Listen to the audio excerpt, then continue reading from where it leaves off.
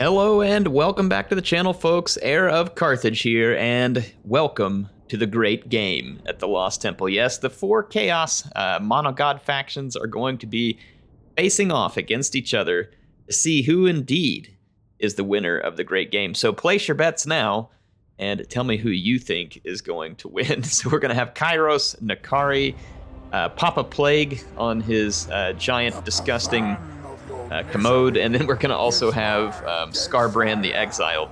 And right off the bat, Slaanesh is going to make things interesting. They've got Heart Seekers and Hellstriders just absolutely lambasting into the army of Kairos Fate Weaver here, which is not surprisingly made up of a lot of blue and pink horrors, but this is just a massive vanguard deploy of Hellstriders of all types. We've got the spear and the whips, and then the Seekers and Heart Seekers. Now, Seekers and Heart Seekers are very squishy. They can cause a lot of damage. Over here, that Heart Seeker got utterly annihilated.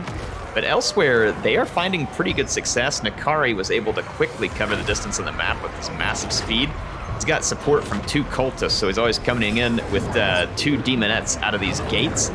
And you can see that Tzeentch is working Screamers and Doom Knights as support to their horror line. And of course, Kairos is going to be playing the role of main melee combatant and magic caster. So pretty good job over here. You can see just how quickly Doom Knights get wrapped up by these Hellstriders when the Hellstriders get the right engagement. The Heart Seekers are absolutely brutal in the amount of damage they cause, and they're also very good against armor, but you have to keep them moving, and you can't let them get counterpunched very much. And so far I'm seeing a pretty good job of moving those units around, and we're going to see that Tzeentch is getting a pretty savage beating here from Nakari early in this. However, Tzeentch is doing their best to hang on. I think the Doom Knights and the Screamers were very appropriate support units, but they're going to need to be diving in after these Hellstriders. I mean, the Hellstriders can't countercharge the Screamers, so that would be one advantage. Look over here, the Seeker of Slaanesh going into the Skull Crushers. Look how quickly the Skull Crushers start to lose hit points off that charge. I mean, it is brutal what the light cavalry of Slaanesh can do. I mean, there was some really awesome light cavalry in the game. We had the Reindeer Cavalry for the Wood Elves, got Centaurs for Beastmen, but I think Slaanesh's light cavalry just takes it all the way to a whole new level. It is really good light cavalry. Now, Skarbrand brought a Bloodthirster, and he's also got several Exalted Bloodletters, so a pretty small and elite army. Nurgle is slowly working way across the map. Kugath is. He's got Pox Riders that kind of led the way, and then he's also got some Plague Drones, which are AP units, and then the Pox Riders are also, or they're anti-infantry type units.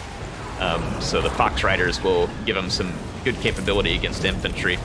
Now, interesting how these factions max up. Obviously, you all who have been playing the game know that each monogod faction kind of has a thing that's them, right? Slaanesh is all about damage and speed. Khorne is just about brutal damage. And then you got Nurgle, which is all about hit points, and Tzeentch, which is all about magic and range.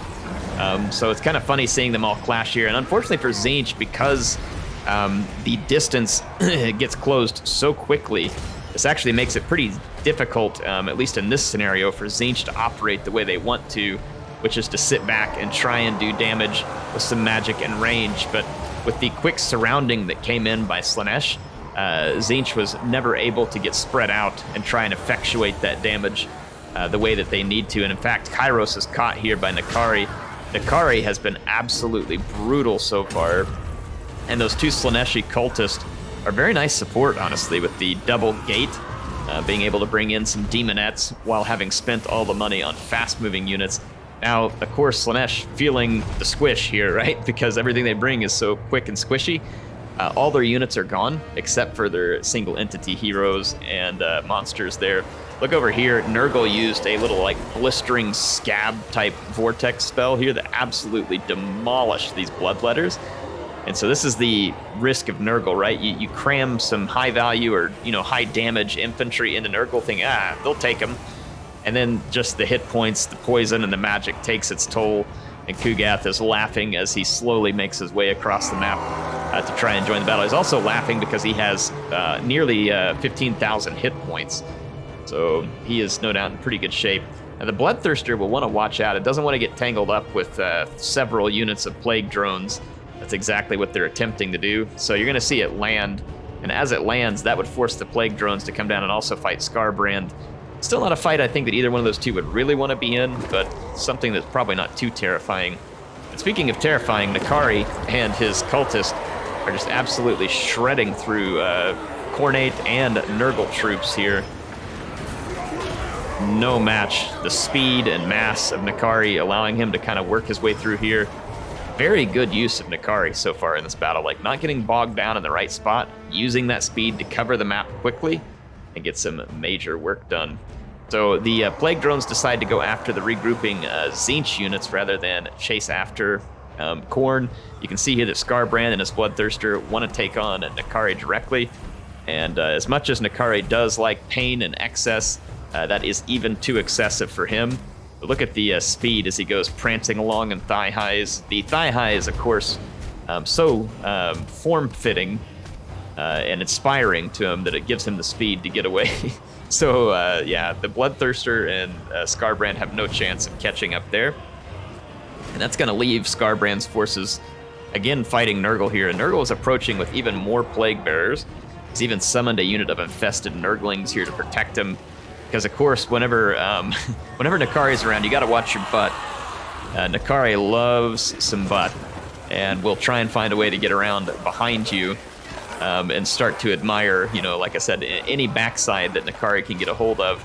That's exactly what we're going to see here. However, this is an interesting move because, again, 14,500 hit points plus summons and infantry. Can N'Kari get in here and get the battle damage done? So going to use a special ability here that does buff the weapon damage massively. You'll see N'Kari does come in and put down some really big hits on Kugath, taking down thousands of hit points very, very quickly. But again, with Kugath can heal it off. He can shrug it off. Very tough unit Kugath is. So we're going to start seeing a little bit of healing and stuff coming in for Kugath. Meanwhile, Scarbrand and his Bloodthirster are trying to chop their way through all the Plague Drones. The Plague Drones do cut through armor decently, so that is going to be a bit of trouble. But now the Plague Drones decide that they want to go protect Daddy Kugath because he's lost about a quarter of his hit points, and it can look scary, you know, when you're looking at this, hit point bar up here, but that dude's still got almost 11,000 hit points. Like, he is not going down quick. Not unless you have some ranged troops putting really heavy fire on him before he can get out of range. So you can see here that the Nurgle swarm is able to force N'Kari back, but N'Kari, not before N'Kari got claws deep into the soft, squishy, and pestilent flesh of Kugath. There you go, I used a whole bunch of words. Maybe we should have used succulent there as well, my bad. If we're going to get enough words in for those guys. So now it's going to be Scarbrand and his Bloodthirster's turn to come in and try and put some damage on Kugath. We're going to see a gate here from the Cultist of Khorne, no doubt bringing in some Bloodletters to help tank out some hit points here, and we're going to see some hit and run tactics from N'Kari, which I think is pretty appropriate. You can see the two Slaanesh cultists just kind of sitting back and biding their time. I don't know if they have more gate abilities or if it'll recharge or not, but some demonettes summoned through the gate would be pretty good. I want to say it only has one use, though. I could be wrong. I know in campaign you can get more than one use, but I think in multiplayer it's limited to only one use. Look at this N'Kari again coming in for that booty. Hitting Kugath from behind and then getting out of there. The Bloodthirster and Scarbrand are tanking most of the damage in this fight, and they are doing a pretty brilliant job considering how much hit point blob and damage blobbing that Kugath has going on right now. So we're going to see N'Kari bounce over here to finish off a few units that were outside the fight, trying to bide his time. Really, N'Kari is allowing Scarbrand to experience all the pain and all the feelings here. And no doubt N'Kari is a little bit jealous that Scarbrand is getting all the experience. However, I think the objective in the end is to win. And I'm pretty sure that N'Kari likes pretty much anything. You know, him getting the pain, Scarbrand getting the pain, whoever's getting the pain, I'm sure it all pleases N'Kari, as pretty much everything does, especially if they're whispering secrets to each other while all this is going on. The whispered secrets is also, you know, that turn on for N'Kari. So, yeah, I can see Scarbrand and his Bloodthirster really heavy hitting units here in this fight, and they are pumping out a lot of damage, but they are just, you know, tremendously outnumbered and lots of extra hit points. You can see again N'Kari coming for that booty. comes in behind Skarbrand and starts taking cheap shots on him because I guess he figures in the end he would rather be fighting Kugath than Skarbrand. So Skarbrand's going to turn around and try and pay back the pleasure here, and then that gives Kugath, who is rampaging. All of them are rampaging because of Skarbrand's ability here, so it just forces those units into the fight. Same thing with that cultist of Slaanesh there that got stuck in the fight. It's a Phantasmagoria being used to try and drop the leadership, the units over here, but these are all demon units, so unless their leadership is pretty low, which these Nurglings were, so you can see it makes them start to crumble, the rest of the units will go unaffected. Skarbrand ends up getting caught in a pretty nasty three-way combat here, which again, that probably pleases N'Kari more than all of them. The more the merrier. And he's going to now have to fight Kugath now that Skarbrand is gone. The Bloodthirster is near gone. And we're going to see some pretty severe damage coming into Kugath, but Kugath still has over 5,000 hit points. And you can see that N'Kari's only got 4,000 left. And so it's really just a numbers game a lot of time for Nurgle in terms of survival. See the Bloodthirster wants a piece of N'Kari here. He gets a pretty solid piece there on that first hit. N'Kari will no doubt probably be able to fight off the Bloodthirster, but nonetheless, this is not the type of fight N'Kari would want to be in right now. He's going to need all the hit points he can get to try and finish off Daddy Kugath, which I don't know if Kugath has additional healing or not, but he's sitting just under 5,500 hit points. Look at all these plague drones. This was a good pick by Nurgle. They move around quickly. They do AP damage. Not that N'Kari really has any armor, so to speak. I mean, the only armor that N'Kari wears are these reinforced leggings, right? And I think one nipple covered. I mean, you don't want that nipple hurt when you're out there in the fight, so it makes sense. You gotta really protect it from all the chafing and stuff. Why is it that all I can think about whenever I'm trying to commentate for Slaanesh is hedonism bot from Futurama? I feel like the two are just tied together, and I can't help but think about one or the other whenever I'm going through it. So anyway, that's what we need to start calling N'Kari is hedonism bot. So we've got Kugath here and just tanking out the damage. He's barely being touched by this cultist Slaanesh because of the poison and the hit point sponging that's going on by the plague barrels.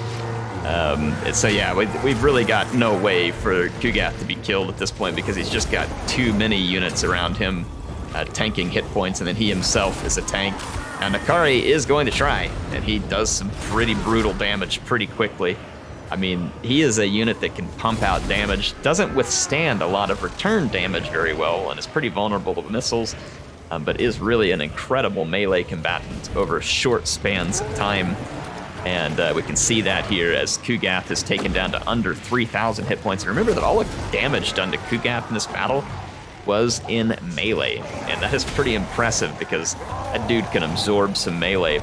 Amongst other things, he obviously absorbed a little too much food last night, was having to vomit it out there at the stomach mouth, which of course is very convenient when you've eaten too much, just have the mouth right there at the stomach for being able to vomit.